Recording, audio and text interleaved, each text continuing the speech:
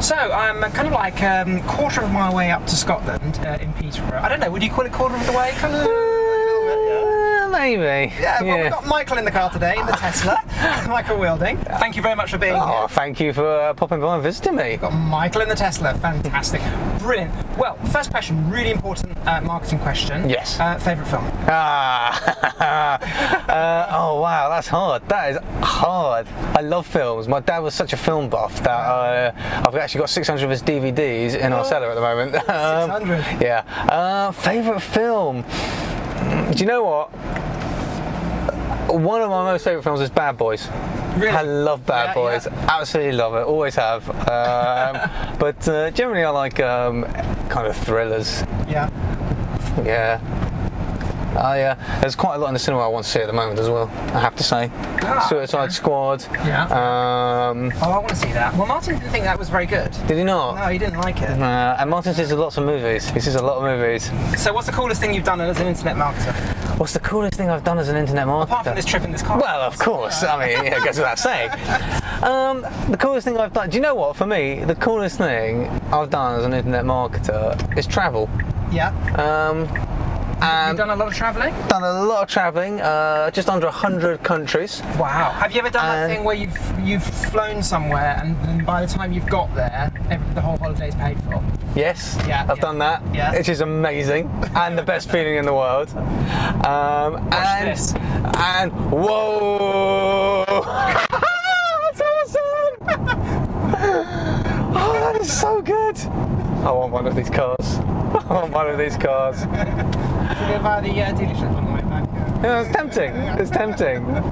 Oh. But I know that feeling when you take a holiday and you get there and everything's paid for. It's just the best feeling in the world. Yeah. And the fact that you can do an hour a day, you know, and just travel and enjoy. And I've even done, I've done really remote stuff as well, with satellite internet connections where I'm just logging in for 30 minutes a day, making sure everything's running, everything's fine, got my VAs and PAs and stuff doing bits and pieces, checking in with them. From some quite remote places then? Yeah. What's the most remote? So I did a bit once in the Chiapas region of Mexico. I was doing this expedition with a friend. It went horrendously wrong. But before it went wrong, we found that there was a satellite connection the military was piping through the jungle, because who the hell in the jungle is going to need an internet connection? So it's unprotected. Unprotected Wi-Fi. Yeah, running through the middle of it. So we're sitting, it must be about 5 days from the nearest major town, and I mean town, like 10,000 people. Yeah. And in the middle of a jungle. Yeah. Checking my emails. Wow. Should we have the car drive itself? It was awesome. Yeah, okay, let's do it. There we go. It's telling me I should keep my hands on the steering wheel, but there's no curve. I think there's a curve. There's a curve coming up in a minute. Yeah, let's watch the curve then. It's vaguely terrifying. No feet, no hands on anything. Is it actually going to steer? Yeah, well, I hope it does. If it doesn't, we've got a problem. I hope it does. Here we go. So here we go. Curve. That's awesome! That's awesome! I love it. And it's slowed down as well for the cars in front. Yeah. Oh. There was actually a newspaper story. That's unbelievable. About some guy who had a heart attack whilst he was in a Tesla, and he used autopilot, and it took him to the hospital. That's saved his life. Unbelievable. Yeah. Oh, I might be getting one of these. So yeah, so you've done actually marketing from the jungle. Yes. Wow. Hello. With an open Wi-Fi military network. Yeah. It was good. It was Fantastic. good. So what's your? I know that you're really heavily into email marketing. Yeah, I love it. I mean, it's still one of the best ways of making money as an internet marketer for myself. Would you still agree? I would say it's still the best way to make money, to be honest, because it's direct marketing, straight into inbox, and it's personal, and it's scalable as well, which is an important thing. Yeah, absolutely, that's so important. Okay, so you're an email marketer. Best subject line? Do you know, actually, I think the best subject line I've ever had was it was. I'm just trying to make sure I get it right because it was completely unexpected, and I didn't expect it to do this well. Well, those are the ones that always work well, don't yeah, they? absolutely. Like a mistake or something that you do, and then it turns out to work. And I think it was this. If not, it was very similar. It was my dog taught me how to do this. And what niche was that? Was that in internet marketing? Or no, that was in the gambling niche. Right, not the dog training niche. Not the dog training niche. That was in the gambling niche. So nothing related to dogs or whatsoever. Yeah. And I think we got nearly 50% open rate on that. Wow. Which was unbelievable. And I could never repeat it again. That's a way, isn't it? Yeah. But yeah, it just. Now, one of the interesting things I picked up on, you've got a new product to know, which you've just released in your book. Yes. And one of the things I thought was fascinating in that book, and it's something I quote quite often now, and that is scalability. Yeah. I was talking to one of my coaching students the other night about this, and saying that traffic is great, but what you really want with kind of the holy grail of traffic and the holy grail of internet marketing is finding a quality traffic source that converts and then being able to repeat it again and again. It's that cold scale. Yeah, would you, absolutely. Yeah, I mean, that's what you would. Being able to sort of scale something up. Yeah, for me, everything in internet marketing is about scalability and ease of scalability. And I think the business models or the models that you apply online, the structure to your approach for selling online, I think I've made a mistake in the past of not considering the scalability and the ease of that. And nowadays, that's always one of my primary things is how easy is it to scale and how much extra work have I got once it's scaled, because some way you sell some things, actually the more you sell, the more work you have.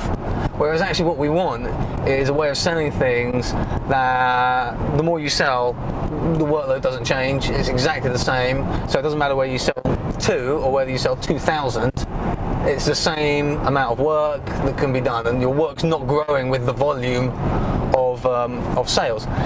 And the interesting thing about traffic sources is that you definitely get some bad traffic sources. However,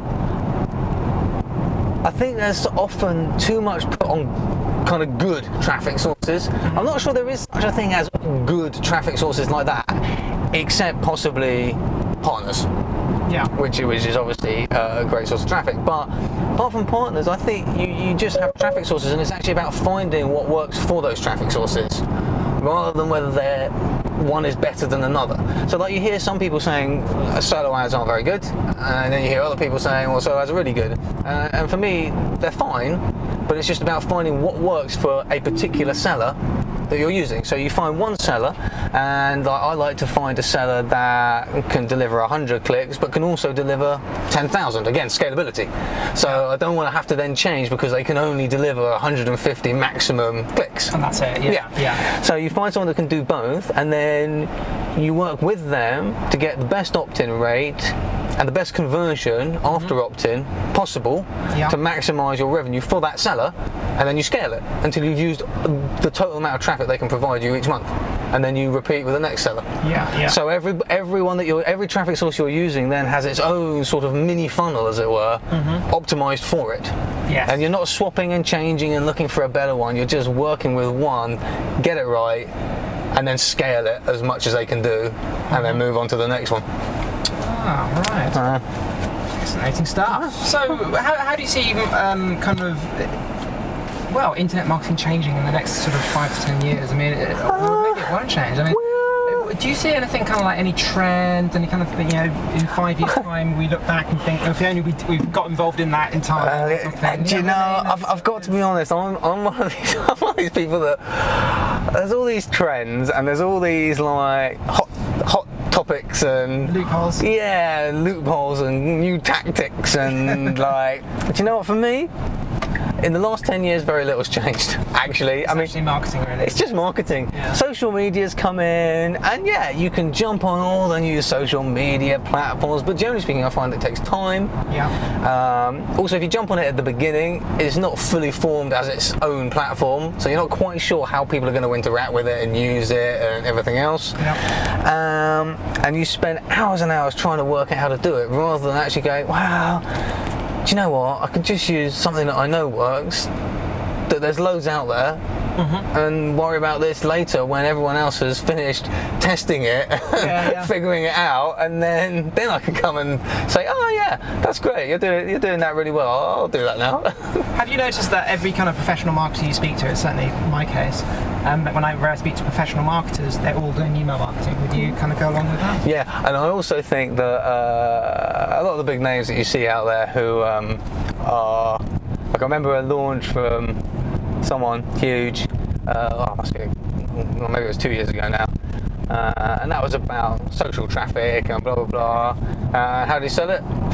Emails. Yeah. It's always the same. Whatever they're selling, if it's traffic generation, however they're talking about getting traffic, whether it's Twitter, Facebook, Snapchat, whatever, they're always selling it through email. Absolutely. Well, you say that, but I heard a rumor started about email marketing and how it's going downhill. So I was at a seminar, a Frank Garren seminar, back in about 2008. Okay. And somebody then told me, you know what, Sarah, you better be careful with this email stuff. I hear that by 2010, no one's going to be doing email anymore. Have you ever heard that rumor? Heard that a few times, and someone recently has said it as well. Yeah. But it's also quite popular to use that as a email subject because it converts really well. Oh, isn't email marketing? Email marketing's dying. Yes. Is a really good way, and you always see them email about email marketing dying. You're like, well, if it's dying, why are you not using this new hot method of telling me that it's dying that everyone's using? And you're like, well. Absolutely. But it's. I think it's going to be around for a very long time to come, and I think that's going to be the best ROI in terms of online marketing for a long time to come. And I think the only problems that one could get is the cleverness of